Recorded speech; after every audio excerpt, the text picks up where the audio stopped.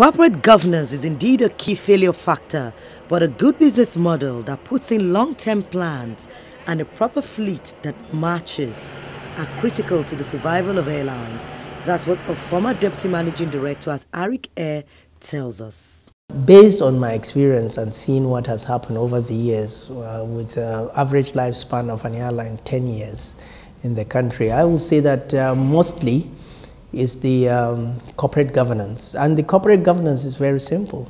It's demarcation between ownership and running the airline. Like any other business, if you take banking for instance, there are people that own the banks, but they still allow the banks to be run. They don't go and say, oh, I want you to give loan to this, my family member, I want you to do this, to do that.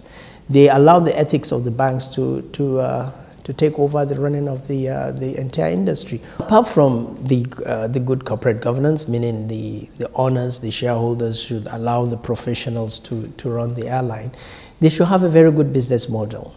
They should have a business model that is not just 5 years. It's something that is sustainable for the next 20, 25, 50 years.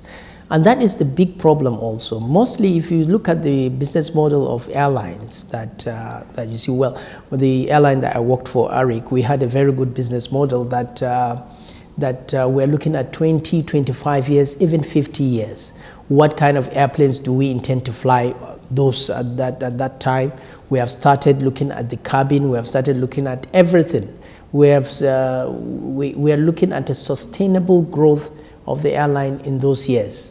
We have looked at what we are flying now, and we know that we are retiring them at a particular point, and this will take over from that point to another 10, 15 years. Now, unless you have that kind of model where you know that it's a sustainable growth for the airline, then if you have a 5-year plan and you think that, oh, let me buy aircrafts, let me fly them for 5 years and then look for another one in the market and buy them, definitely you'll be approaching the business on a firefighting process. That means whenever you have a problem, that's when you're going to go into the market and look for aircrafts to buy. And that is not a good business model for aviation especially, because aviation is very, very disciplined field, where aircrafts are not like cars. You have to order them 4, 5 years, sometimes even 6 years before you can get the one you want. And the cabin you want, the colors you want, everything must be done in such a manner.